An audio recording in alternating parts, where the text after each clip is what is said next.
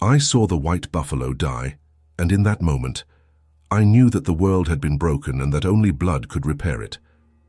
My name is Star Watcher, and I am Pawnee, one of the wolf people, the people of the stars, the keepers of sacred knowledge that connects the earth to the heavens, the guardians of ceremonies that maintain the balance between the seen world and the unseen world, between the physical and the spiritual, between chaos and order. What I am about to tell you is not a story of simple revenge, not a tale of warriors seeking glory or counting coup or stealing horses. This is a story of cosmic necessity, of spiritual obligation, of the moment when the sacred order of the universe was violated and 12 men had to die so that balance could be restored. This is a story of the white buffalo, of the Sioux who killed it in our sacred territory, and of the hunt that followed, a hunt that was not just for men but for justice itself, for the restoration of harmony, for the cleansing of a desecration so profound that it threatened the very fabric of existence. I was born in the year the white men called 1802, in a village along the Loup River in the land they now call Nebraska, in the heart of the territory that had belonged to the Pawnee since the beginning of time, since the day Tirawa, the Great Spirit, the power above all powers, created the world and placed the stars in the sky, and gave each star its purpose and its power. The Skidi band of the Pawnee were different from other people, different even from the other Pawnee bands, the Chawi, the Kitahaki, and the Pitahawirata. We were the astronomers, the star watchers, the people who understood that everything on earth was connected to the heavens, that the movements of the stars determined the seasons and the ceremonies, that the constellations were not just lights in the sky, but living powers that influenced everything that happened below. Our villages were not temporary camps that moved with the buffalo herds like the camps of the Sioux or the Cheyenne or the Comanche. We were farmers as well as hunters, people who planted corn and beans and squash in the spring, who tended our crops through the summer, who harvested in the fall, and who went on great buffalo hunts twice a year to provide meat for the winter. Our villages were permanent, with earth lodges that could house entire extended families, structures made of wooden frames covered with layers of earth and grass, with a smoke hole in the center and a long entrance tunnel that faced east to greet the morning star. These lodges were not just homes but sacred spaces, built according to precise astronomical alignments, with the 4 main posts representing the 4 semi-cardinal directions, northeast, northwest, southeast, and southwest, with the altar at the west end representing the evening star, with everything arranged to mirror the cosmos itself. Each Earth Lodge was a universe in miniature, a physical representation of the cosmic order. The floor represented the earth, the domed roof represented the sky, and the central fire represented the sun. When you entered an Earth Lodge, you were entering a sacred space, a place where the boundary between the physical world and the spiritual world was thin, where prayers could reach the heavens more easily, where the spirits could communicate with the people. The construction of an Earth Lodge was itself a ceremony, with prayers and offerings at each stage, with specific rituals that had to be performed to ensure that the lodge would be blessed and protected. My father was named Thundercloud, a man who was both a warrior and a priest, one of the keepers of the sacred bundles that contained the most powerful medicine of our people. Each bundle was associated with a particular star or constellation, and the ceremonies performed with these bundles at specific times of the year maintained the connection between earth and sky, ensured that the rains would come, that the crops would grow, that the buffalo would return, that the people would prosper. My father had inherited his bundle from his father and his father before him in a line that stretched back to the beginning of time, to the moment when the stars themselves had given these sacred objects to our ancestors. The sacred bundles were not just collections of objects, but living entities, repositories of spiritual power that had to be cared for and honored and treated with the utmost respect. Each bundle contained items that had been gathered over generations: the skin of a sacred animal, feathers from specific birds, stones that had fallen from the sky, ears of corn from the first harvest, tobacco that had been blessed in ceremony, and many other objects, each with its own story, its own power, its own connection to the cosmos. The bundles were wrapped in layers of sacred hides and kept in special places in the Earth Lodge, and they could only be opened at specific times of the year during specific ceremonies, by specific people who had been trained in the proper rituals. My father spent years teaching me the ceremonies associated with his bundle, the songs and prayers and rituals that had to be performed exactly right, or they would not work. He taught me that the universe was governed by laws that were as precise and as unchangeable as the movements of the stars, that these laws had been established by Tirawa at the creation of the world, and that it was our responsibility as Skidi Pawnee to maintain these laws, to perform the ceremonies that kept the world in balance, to ensure that the cosmic order was preserved. He taught me that if we failed in this responsibility, if we allowed the ceremonies to lapse, if we broke the sacred laws, then disaster would follow. The rains would not come, the crops would fail, the buffalo would disappear, disease would ravage the people, and the world itself might come to an end. My mother was named Corn Woman, a name that honored her skill in growing the crops that sustained us through the winter, a woman who knew every plant that grew on the plains, who could identify hundreds of different grasses and flowers and roots, who knew which ones could be eaten, and which ones could heal and which ones could kill. She was a woman of great wisdom and great patience, who taught me that the earth was alive, that every plant and every animal was a relative, that we were all connected in a great web of life that stretched from the smallest insect to the greatest buffalo, from the grass beneath our feet to the stars above our heads. She taught me the women's ceremonies, the rituals associated with planting and harvesting, the songs that were sung to encourage the corn to grow, the prayers that were offered to the earth and to the rain and to the sun.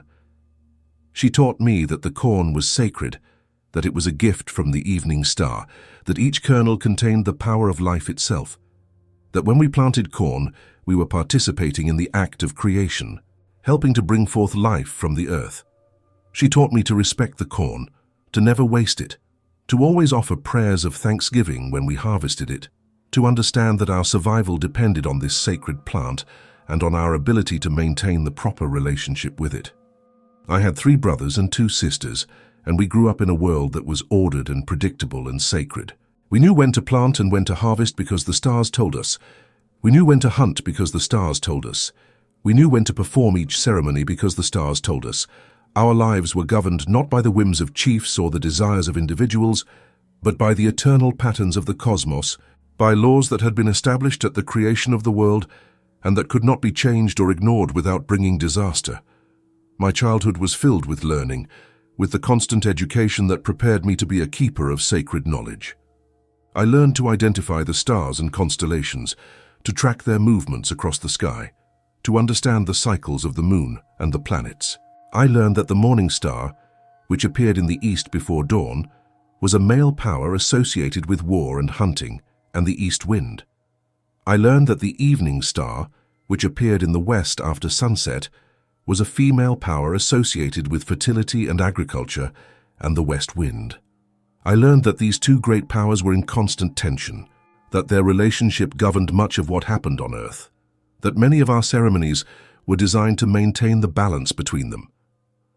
I learned the stories of how the world was created, how Tirawa first created the stars and gave each one its power and its purpose, how he then created the earth and placed the first people on it, how he taught them the ceremonies and gave them the sacred bundles and instructed them to maintain the cosmic order. I learned that the Skidi Pawnee had a special responsibility, that we had been chosen by Tirawa to be the keepers of this knowledge, that we were the priests of the plains, the people who maintained the connection between earth and sky. But I also learned the skills of a warrior, because even though we were priests and astronomers and farmers, we also had to defend ourselves, had to protect our villages and our crops and our people from enemies who wanted to take what was ours. I learned to shoot a bow with accuracy, to throw a lance, to use a war club, to ride a horse in battle. I learned to track and to hunt, to read the signs that animals left on the ground, to move silently through the grass, to approach game without being detected. I learned to endure hardship, to go without food or water for days, to ignore pain and fatigue, to push my body beyond what seemed possible. The Pawnee were not warlike in the way that the Sioux were warlike, not constantly raiding and fighting and seeking glory in battle. We fought when we had to, defended our territory when it was invaded, took revenge when we were wronged, but war was not the center of our existence. The center of our existence was the maintenance of cosmic order, the performance of the ceremonies that kept the world in balance, the preservation of the sacred knowledge that had been given to us by the stars. We were priests and farmers and astronomers, who also happened to be warriors when necessity demanded it. But we had enemies, and our greatest enemies were the Sioux, the Lakota and Dakota people who lived to the north and west of us, who were constantly pushing into our territory, who raided our villages, who stole our horses, who killed our people. The Sioux were nomadic hunters who followed the buffalo herds, who lived in teepees that could be packed and moved in hours, who valued mobility and warfare above all things. They were excellent warriors, fierce and brave and skilled, and they outnumbered us, and they were constantly pressing against our borders, constantly testing our defenses, constantly looking for weakness. The conflict between the Pawnee and the Sioux was old, older than anyone could remember. A war that had been going on for generations, for centuries perhaps. It was not a war over ideology or religion, or even really over land in the way that the whites would later fight wars over land. It was a war over hunting grounds, over access to the buffalo herds, over the right to exist in a particular territory. The Sioux wanted to hunt in our territory, and we wanted to keep them out.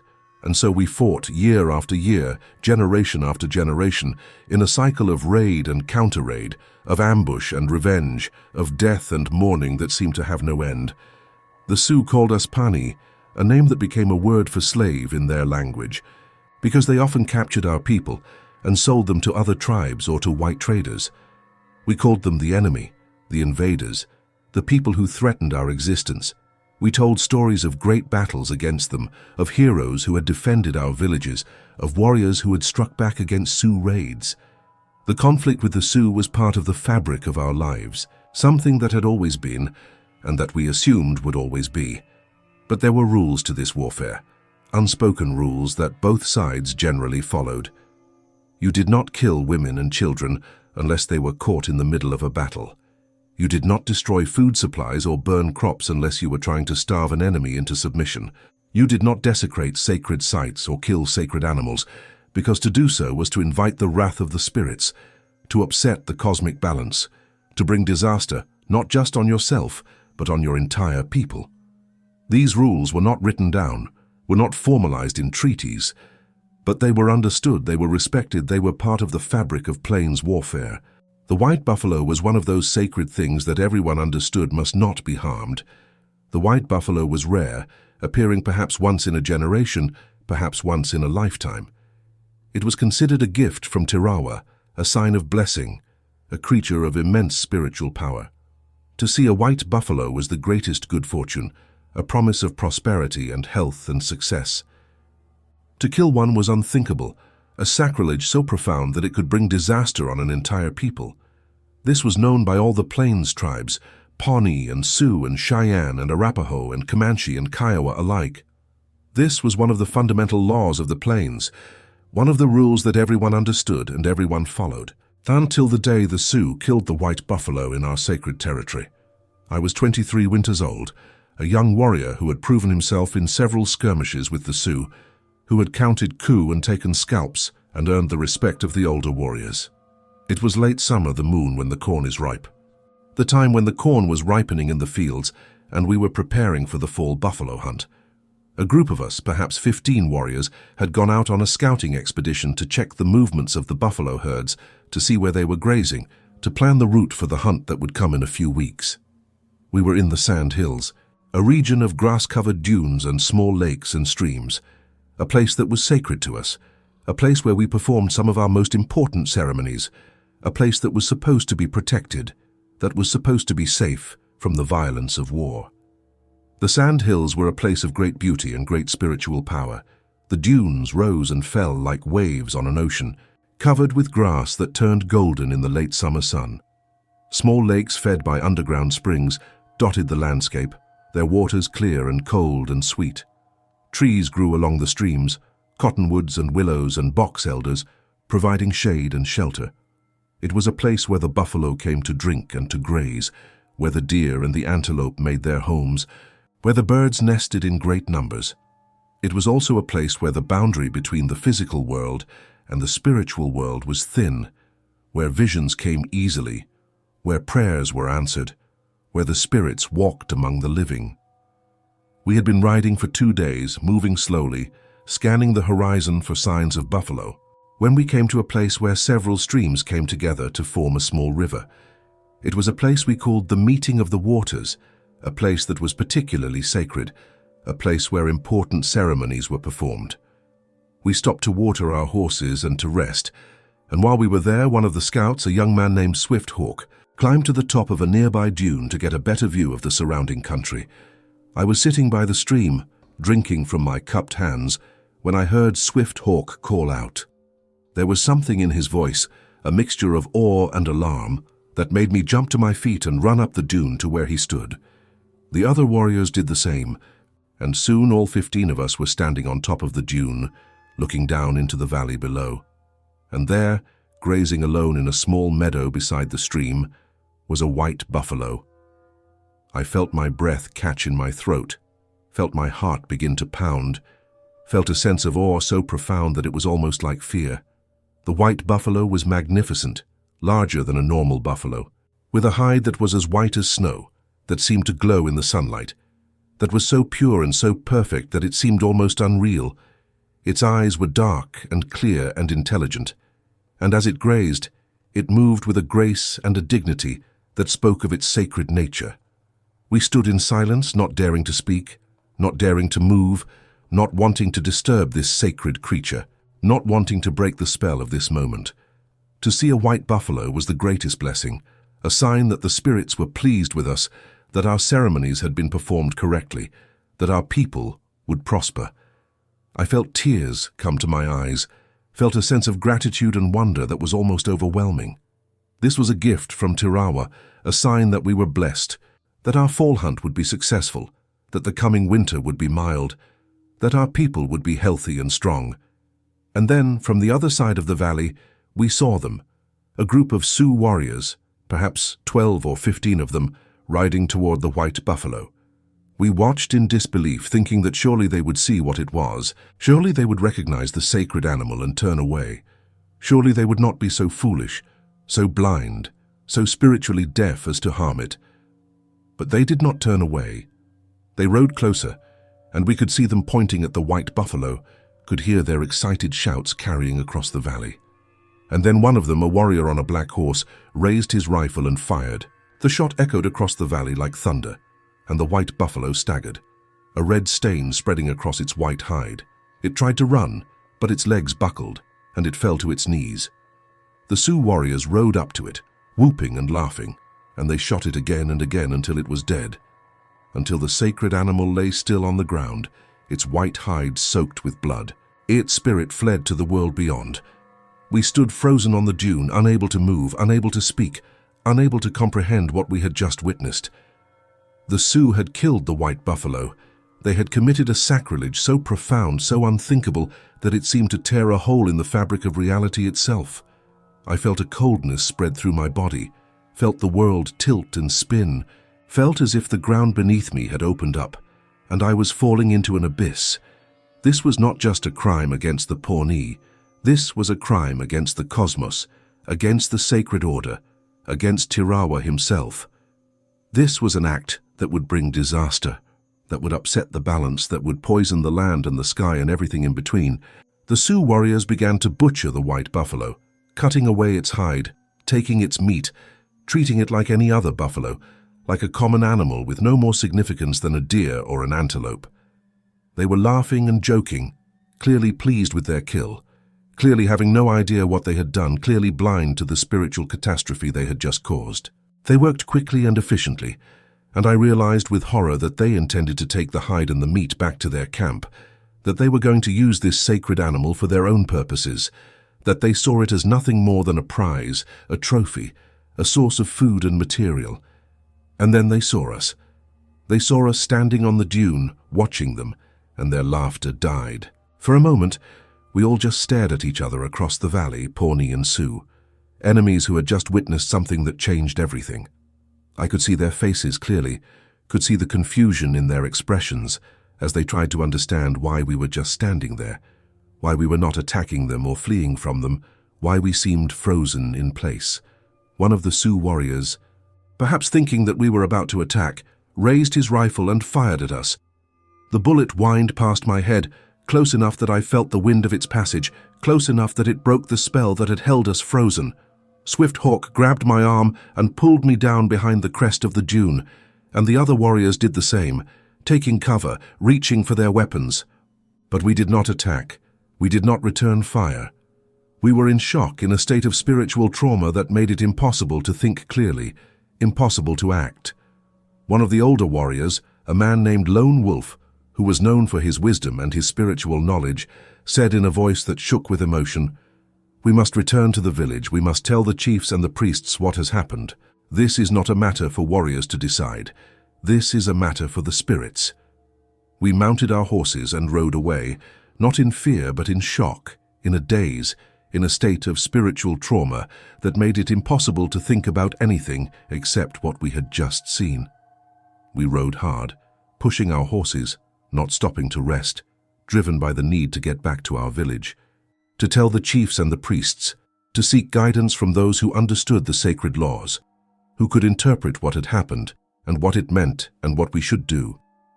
We rode through the night and into the next day, and when we finally reached our village, we went straight to the council lodge where the chiefs and the priests were gathered. The council lodge was the largest earth lodge in the village, a structure that could hold 100 people or more, with walls decorated with paintings that depicted the creation of the world, the movements of the stars, the great ceremonies that connected earth and sky. We entered through the long tunnel that faced east, and we found the chiefs and priests sitting in a circle around the central fire, discussing matters of governance and ceremony. When they saw us enter, covered with dust from our hard ride, our faces showing the shock and trauma of what we had witnessed, they fell silent. My father, Thundercloud, was there, and when he saw my face, he stood and came to me, his hand on my shoulder, his eyes searching mine. "What has happened?" he asked, and his voice was filled with concern and dread because he could see that something terrible had occurred. I told them what we had seen, and as I spoke, I watched the color drain from their faces, watched their expressions change from curiosity to disbelief to horror. When I finished, there was a long silence, a silence so deep and so terrible that it seemed to suck all the air from the lodge, all the life from the world. And then one of the oldest priests, a man named White Eagle, who was the keeper of the most sacred bundle, the bundle associated with the evening star, began to weep. He wept silently, tears streaming down his weathered face, and his weeping was more terrible than any words could have been, because it spoke of a grief so profound, a loss so great, that it could not be expressed in language. Thundercloud, my father, stood and walked to the sacred bundle that hung on the west wall of the lodge. He opened it with trembling hands, took out the sacred pipe and began to pray, his voice shaking with emotion.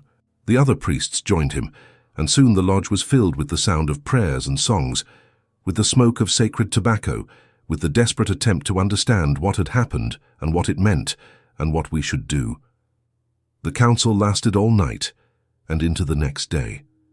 Messengers were sent to the other Pawnee bands, to the Sioux and the Kitahaki and the Pitahawirata, telling them what had happened, asking for their guidance, asking for their help. The priests consulted the sacred bundles, performed divination ceremonies, sought visions that would tell them what the spirits wanted, what Tirawa demanded. They fasted and prayed and sang the sacred songs, and they waited for guidance from the spirits. I sat outside the council lodge with the other warriors who had witnessed the killing of the white buffalo, and we waited. We did not speak much, because there was nothing to say, because we were all in shock, all trying to process what we had seen, all trying to understand what it meant. The other villagers gathered around us asking questions, and we told them what we had seen, and as the story spread through the village, a sense of dread and grief settled over everyone. The women began to wail, the high, keening sound of mourning, and the sound of it was like the end of the world. On the second day, the priests emerged from the council lodge, and my father called for all the warriors to gather. We assembled in the center of the village. Perhaps 200 warriors from our band, and the chiefs and priests stood before us. White Eagle, the oldest priest, spoke first, his voice weak and trembling but still carrying authority. He said, The white buffalo has been killed in our sacred territory, on land that is under our protection, by our enemies the Sioux. This is not just a crime against the Pawnee. This is a crime against the cosmos, against the sacred order that Tirawa established at the creation of the world. The white buffalo was a gift from Tirawa, a sign of his blessing, a creature of immense spiritual power. Its death has created an imbalance in the cosmos, has torn a hole in the fabric of reality, has poisoned the land and the sky. If this desecration is not answered, if the cosmic balance is not restored, then disaster will follow. The rains will not come, the crops will fail, the buffalo will disappear, disease will ravage our people, the world itself may come to an end. He paused, and in the silence that followed, I could hear the wind blowing across the plains, could hear the rustling of the corn in the fields, could hear the beating of my own heart. And then he continued, "The spirits have spoken. The Sioux warriors who committed this sacrilege must die, not as an act of revenge in the ordinary sense, but as a spiritual necessity, as a sacrifice to cleanse the land, as an offering to restore the harmony that has been shattered. This will not be a raid for horses or glory. This will be a sacred hunt, a religious obligation, a ceremony performed with weapons instead of prayers." My father, Thundercloud, stepped forward and spoke next. He said, "The warriors who go on this hunt will be purified beforehand. They will fast and pray and seek visions. They will paint themselves with sacred symbols. They will carry medicine that will protect them and guide them. And when they find the Sioux warriors who killed the white buffalo, they will kill them all, every single one. And they will take their scalps and bring them back to the village. And those scalps will be used in a ceremony to cleanse the land, to restore the balance, to repair the tear in the fabric of the cosmos." He looked at us, his eyes moving from face to face, and then he said, "Who will volunteer for this sacred hunt? Who will take on this burden? Who will become an instrument of Tirawa's will?" I stepped forward immediately, without thinking, without hesitation. I had seen the white buffalo die. I had witnessed the sacrilege. I had a responsibility, an obligation, a duty to set things right. Around me, the other warriors who had been with me in the sandhills also stepped forward. Swifthawk and Lone Wolf and all the others who had witnessed the killing. And then other warriors stepped forward as well, men who had not been there but who understood the gravity of what had happened, who wanted to be part of this sacred mission, who wanted to help restore the cosmic balance. The priests conferred among themselves, and then they chose 12 warriors. 12 because that was the number of Sioux we had seen in the valley, because that was a sacred number in our star ceremonies, because that was the number that the spirits demanded. I was one of the 12, and I felt both honored and terrified, honored to be chosen for such an important task, terrified of what it would mean, of what we would have to do, of the weight of cosmic responsibility that had been placed on our shoulders. The other 11 warriors chosen were Swifthawk, Lone Wolf, Running Deer, Black Elk, Spotted Horse, Grey Wolf, Red Hawk, Standing Bear, White Shield, Broken Arrow, and Young Eagle. We were a mix of young warriors and experienced fighters, men who had proven themselves in battle, men who were known for their courage and their skill and their spiritual strength. We were not the largest or the strongest or the most famous warriors in the village, but we were the ones who had been chosen by the spirits, the ones who had been called to this sacred task. We spent 3 days in preparation, 3 days of fasting and prayer and purification. We went to the sweat lodge, a small dome-shaped structure made of willow branches covered with buffalo hides, with a pit in the center where heated stones were placed. We entered the sweat lodge naked, crawling through the low entrance, and we sat in a circle around the pit. The lodgekeeper brought in stones that had been heated in a fire until they glowed red, and he placed them in the pit using forked sticks. Then he poured water over the stones, and the lodge filled with steam so hot and so thick that it was hard to breathe. We sat in the steam and prayed to Tirawa and to the star spirits, prayed to the morning star and the evening star, prayed to the 4 directions and to the earth and to the sky. We prayed for strength and courage and wisdom. We prayed for protection and guidance. We prayed for the spirits to be with us on this sacred hunt, to guide our arrows, to make us invisible to our enemies, to bring us home safely. We sang the sacred songs, the old songs that had been sung for generations, songs that connected us to our ancestors, to the spirits, to the cosmos itself. The heat was intense, almost unbearable, and the steam made it hard to see, hard to breathe. Sweat poured from our bodies, and we felt ourselves being purified, felt the ordinary concerns and fears and desires being burned away, felt ourselves becoming empty vessels that could be filled with spiritual power. We stayed in the sweat lodge for as long as we could endure, and then we crawled out and plunged into the cold water of the stream that ran beside the lodge. The shock of the cold water after the intense heat was like being reborn, like emerging from one world into another. We repeated this process 4 times, 4 rounds of heat and prayer and cold water, because 4 was a sacred number, the number of the directions, the number of the seasons, the number of the stages of life. After the 4th round, we emerged from the sweat lodge feeling cleansed and purified and ready, feeling that we had left behind our ordinary selves and had become something else, something sacred, something that could serve as an instrument of Tirawa's will. We painted our bodies with sacred symbols, with representations of the morning star and the evening star, with the signs of the 4 directions, with the marks that would identify us as warriors on a sacred mission. The morning star was painted on our chests, a cross with 4 points representing the 4 directions, surrounded by a circle representing the cosmos. The evening star was painted on our backs, a similar symbol but with different colors and different meanings. We painted our faces with red and black, the colors of war and death, the colors that would strike fear into our enemies and honor the spirits. We painted our horses as well, marking them with symbols of power and protection. We painted lightning bolts on their legs to make them fast. We painted circles around their eyes to help them see danger. We painted handprints on their shoulders to show that they carried warriors on a sacred mission. The horses seemed to understand that something important was happening, seemed to stand taller and prouder, seemed to be ready for whatever lay ahead.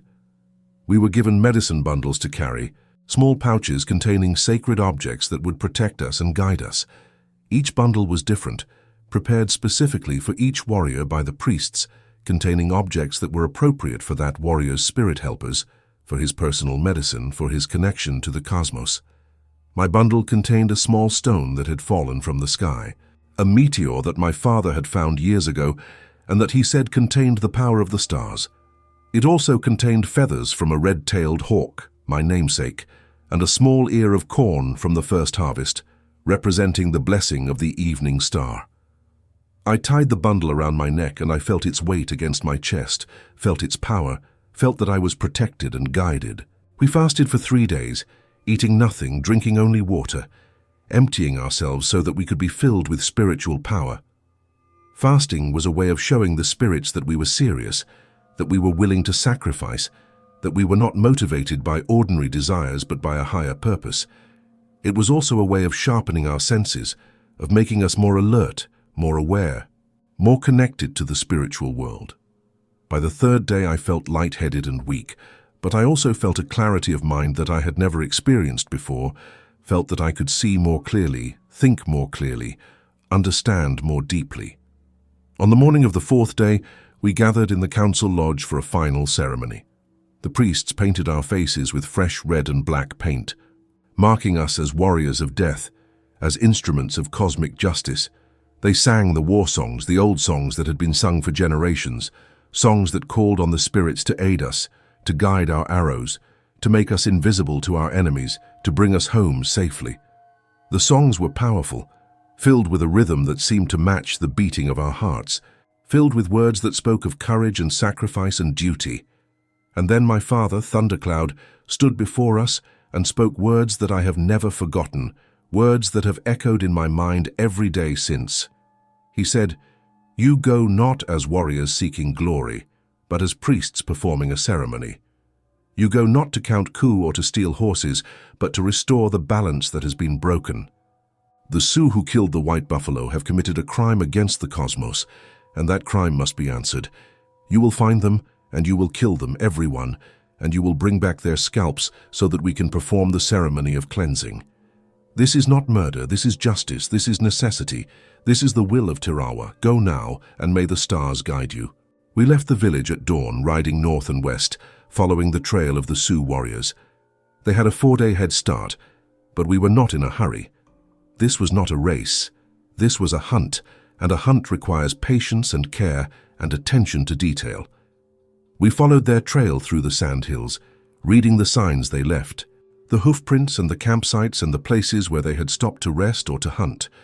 They were moving slowly, burdened with the meat and hide of the white buffalo, clearly not expecting to be followed, clearly not understanding the magnitude of what they had done. The trail was easy to follow at first. 12 horses leave clear signs, especially when they are carrying heavy loads. We could see where they had camped, where they had built fires, where they had butchered the white buffalo and divided the meat among them. At one campsite, we found scraps of the white hide, pieces that they had discarded as they worked to prepare it for transport. I picked up one of these scraps, a piece of white fur stained with blood, and I felt a wave of grief and rage wash over me.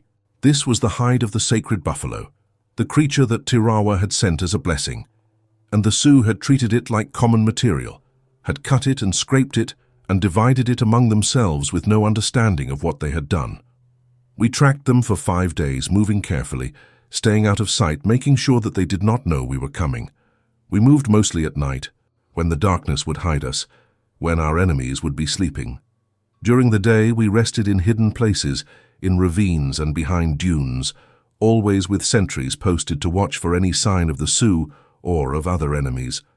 We made cold camps, no fires, eating dried meat and pemmican, drinking from streams, sleeping in shifts so that someone was always on watch. At night, we prayed, performing abbreviated versions of the star ceremonies, maintaining our connection to the spiritual power that guided us.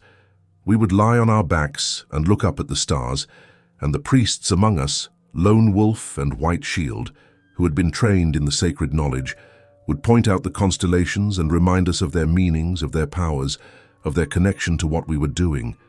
They would point to the morning star, rising in the east before dawn, and they would remind us that this was the star of war, the star that gave courage to warriors, the star that guided us on this sacred hunt. They would point to the evening star, setting in the west after sunset, and they would remind us that this was the star of peace and fertility, the star that we were serving by restoring the cosmic balance, the star that would bless us when our mission was complete. We were not just warriors on a mission. We were instruments of cosmic justice, and we had to remain pure, had to remain focused, had to remember that what we were doing was sacred. We could not allow ourselves to be distracted by thoughts of glory or revenge or personal gain. We could not allow ourselves to hate the Sioux warriors we were hunting. They were not our enemies in the ordinary sense. They were men who had committed a sacrilege, perhaps out of ignorance, perhaps out of spiritual blindness, and they had to die, not because we hated them, but because the cosmos demanded it, because the balance had to be restored, because there was no other way. On the 6th day, our scout, Swifthawk, returned from a reconnaissance and reported that he had found the Sioux camp. They were camped in a small valley beside a creek, perhaps 20 miles ahead of us, and they seemed relaxed and unaware of any danger. They had set up their teepees, had built fires, were cooking meat and tending to their horses. Swifthawk had counted 12 warriors, the same number we had seen kill the white buffalo, which confirmed that this was the right group, that these were the men we sought. He also reported that he had seen the white buffalo hide, stretched out on a frame to dry, displayed prominently in the center of their camp. The sight of it had filled him with rage and grief, he said, and he had wanted to attack immediately, to rush into the camp and kill them all. But he had remembered his training, had remembered that this was a sacred hunt that required patience and planning, and he had withdrawn and returned to report to us. We gathered in a circle and discussed our plan. We could attack at dawn, the traditional time for raids when men are sleeping deeply and their guard is down. But this was not a traditional raid, and we decided instead to attack at dusk, during the time between day and night, the liminal time when the boundary between the physical world and the spirit world is thinnest, when our prayers would be most powerful, when the spirits would be most likely to aid us. We would surround their camp, would wait until the moment when the sun touched the horizon, and then we would attack from all sides at once, giving them no chance to escape, no chance to organize a defense, no chance to do anything but die. Lone Wolf, the oldest and wisest among us, reminded us of the purpose of our mission. He said, "We are not here for glory. We are not here for revenge. We are here to restore the cosmic balance.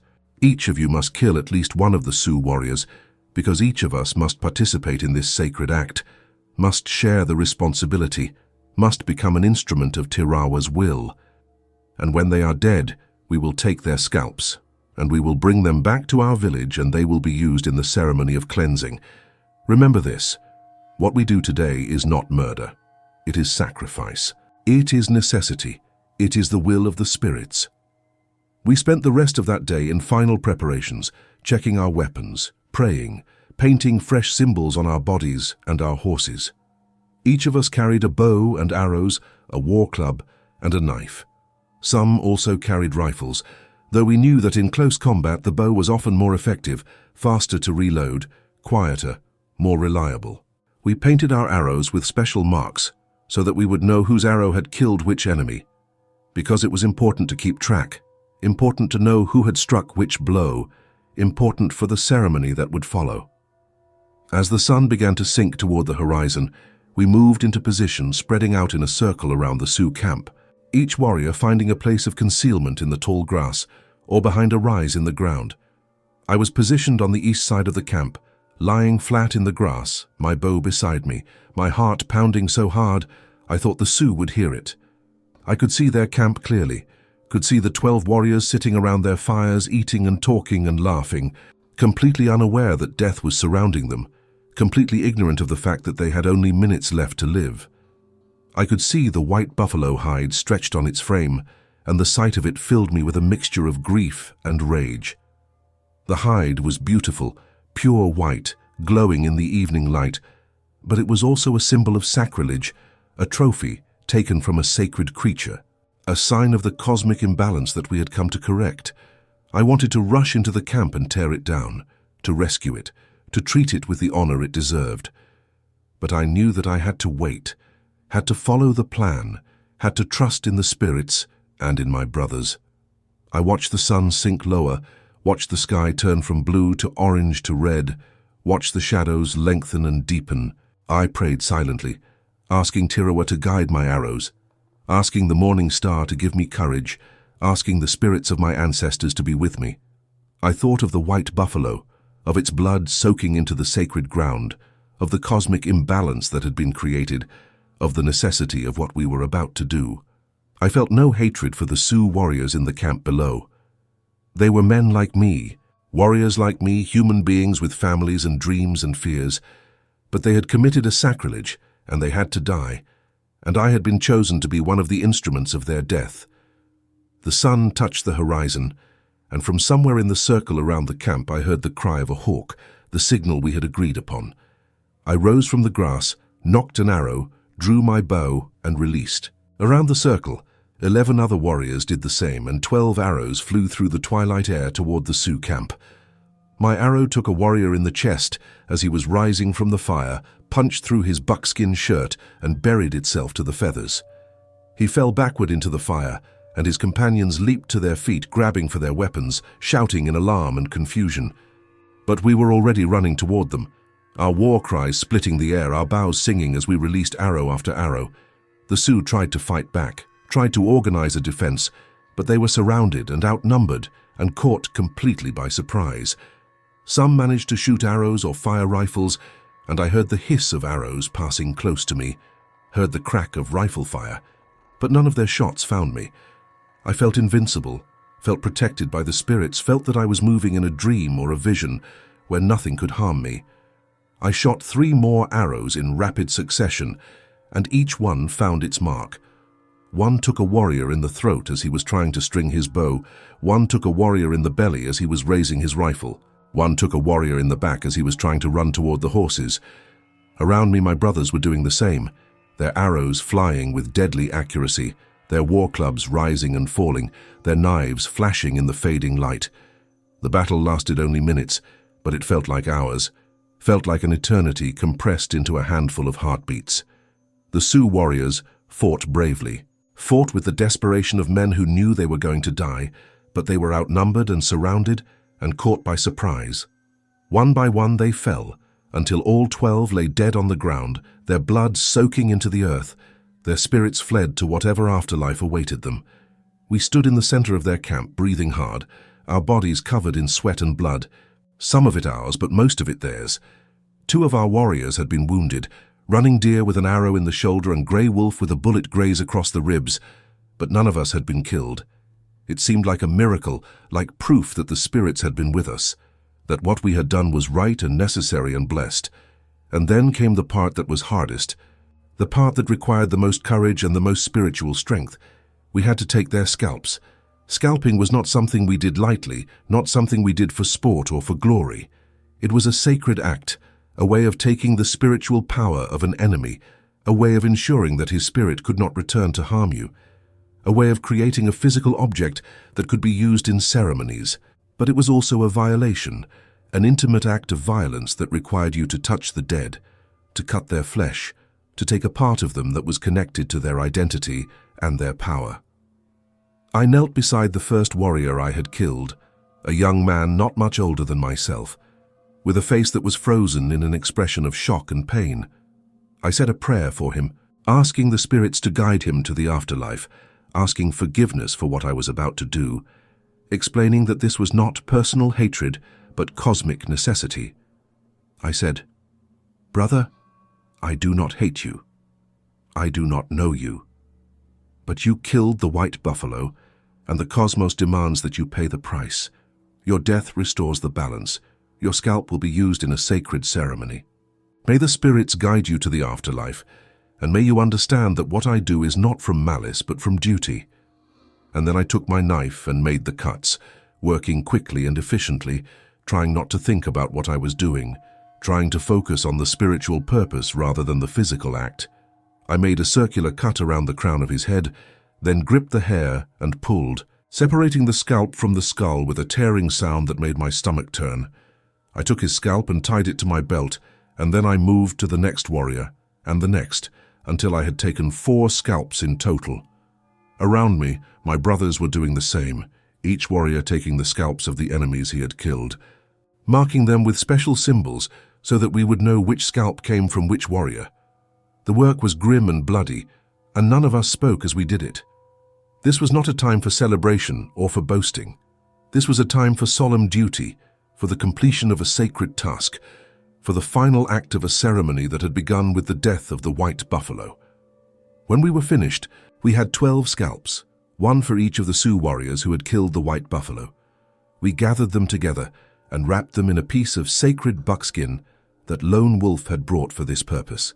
And then we performed a brief ceremony, burning sacred tobacco and sage, praying to Tirawa and to the star spirits, asking them to accept this offering, asking them to restore the balance that had been broken, asking them to cleanse the land of the desecration that had been committed. We also took the white buffalo hide from its frame, folding it carefully, treating it with the reverence it deserved. We would bring it back to our village, and it would be used in sacred ceremonies, would be honored as it should have been honored from the beginning. We took the Sioux horses as well, perhaps 30 animals because they were valuable, and because it was customary to take the horses of defeated enemies. But we left most of their other possessions untouched. This was not a raid for plunder. This was a sacred mission, and we had accomplished what we came to do.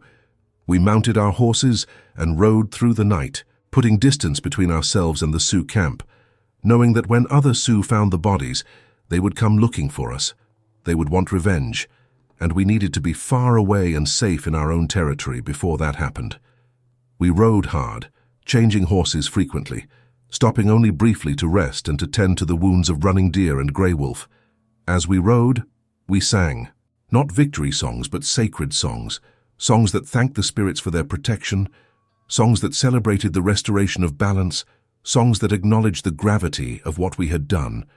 We sang the song of the morning star, the song that honored the power that had given us courage. We sang the song of the evening star, the song that honored the power that we had served by restoring the cosmic order. We sang the song of the white buffalo, a song of mourning and honor, a song that acknowledged the sacred creature that had died and the sacrifice that had been made to restore the balance. We felt a sense of accomplishment, a sense of having done something important and necessary, but we also felt a heaviness, a weight of what we had done, of the 12 lives we had taken, of the violence we had committed even though it was for a sacred purpose. We had killed 12 men, had taken their scalps, had ended their lives and the lives they might have lived. We had done it not out of hatred but out of duty, not out of desire for glory but out of spiritual necessity. But that did not make it easy, did not make the weight any lighter. We rode for 3 days, and on the evening of the 3rd day we saw the smoke from the fires of our village rising into the sky. We had been gone for 12 days, and the people had been watching for us, had been praying for our safe return. As we rode closer, we could see people gathering at the edge of the village, could hear their voices rising in song, could feel their anticipation and their hope. When we arrived at the village, the entire population came out to greet us. They had been watching for us, had been praying for our safe return, and when they saw us riding in with the captured horses and the bundle of scalps and the white buffalo hide, they began to sing and to dance, their voices rising in celebration and relief. We rode to the center of the village and dismounted, and the chiefs and priests came forward to receive us, to hear our story, to examine the scalps we had brought back and the sacred hide we had rescued. My father, Thundercloud, embraced me, and I saw tears in his eyes, tears of relief and pride and grief. He said, "You have done well, my son. You have served Tirawa. You have restored the balance. The spirits are pleased." And then he took the bundle of scalps and the white buffalo hide, and he carried them into the council lodge, where the priests would prepare them for the ceremony that would follow. That night, we performed the scalp dance, one of the most sacred and powerful ceremonies of the Pawnee people. The scalps were mounted on poles and placed in a circle in the center of the village, and the warriors who had taken them danced around them, recounting their deeds, singing their war songs, celebrating the victory. But this was not just a celebration of military success.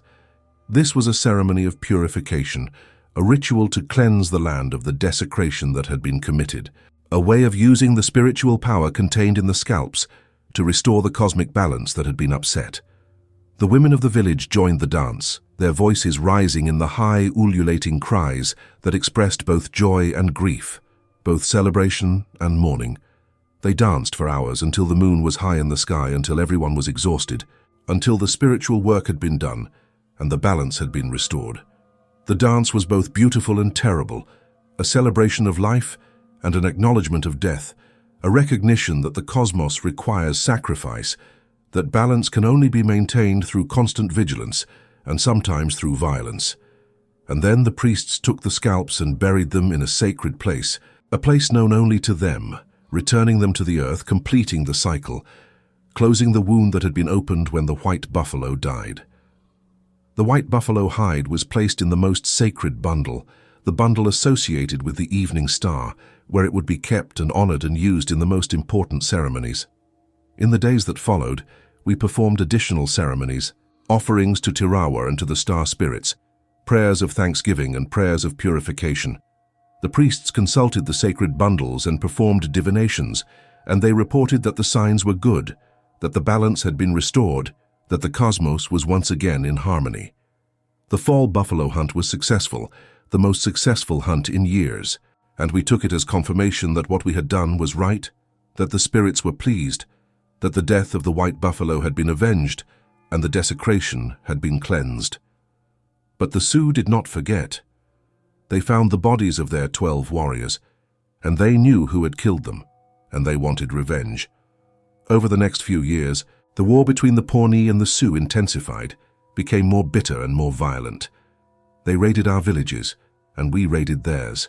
They killed our people, and we killed theirs.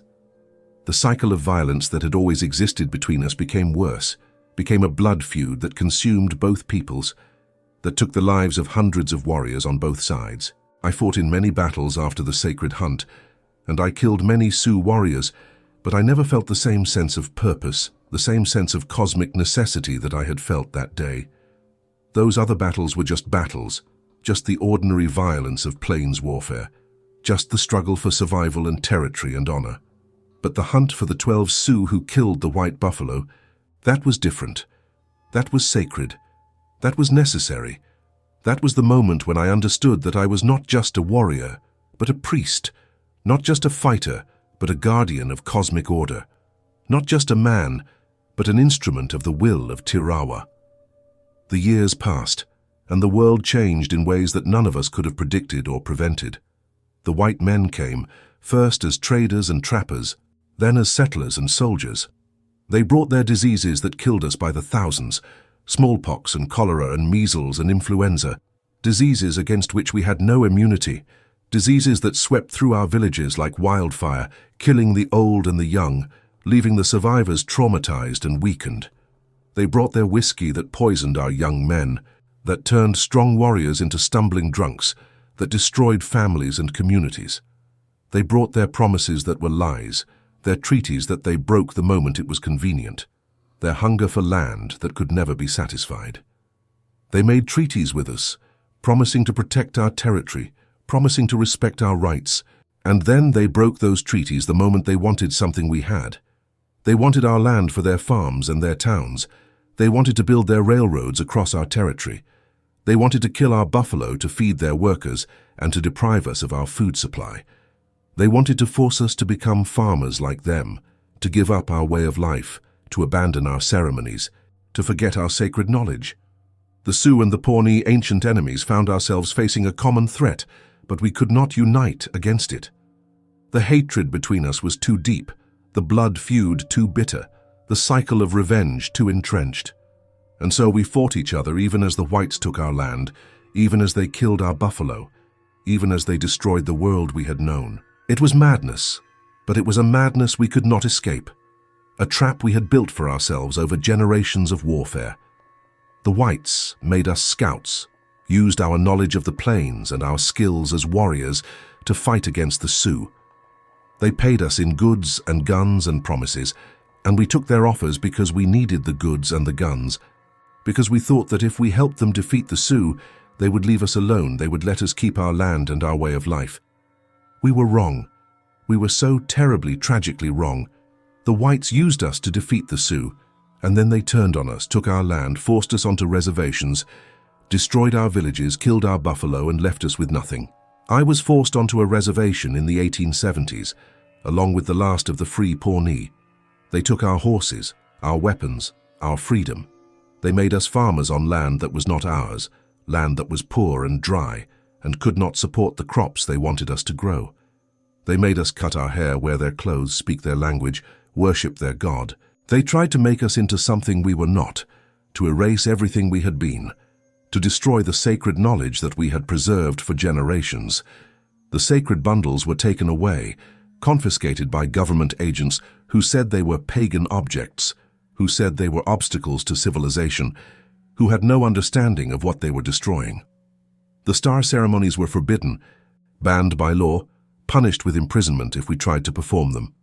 The earth lodges were torn down and replaced with wooden houses that faced the wrong directions, that had no connection to the cosmos, that were just boxes to live in rather than sacred spaces that connected earth and sky.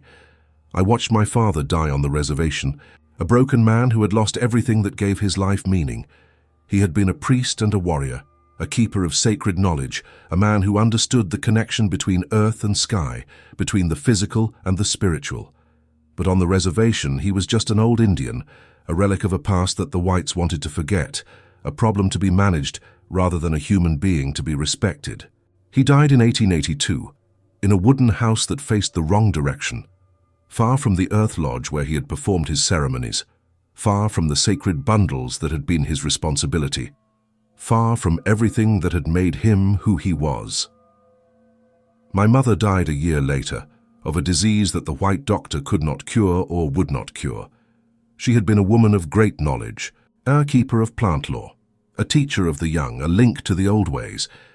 But on the reservation, her knowledge was considered worthless, her skills were not needed, her teachings were forbidden. She died quietly, without complaint, but I saw the sadness in her eyes, saw that she had given up, that she no longer wanted to live in a world where everything she valued had been destroyed.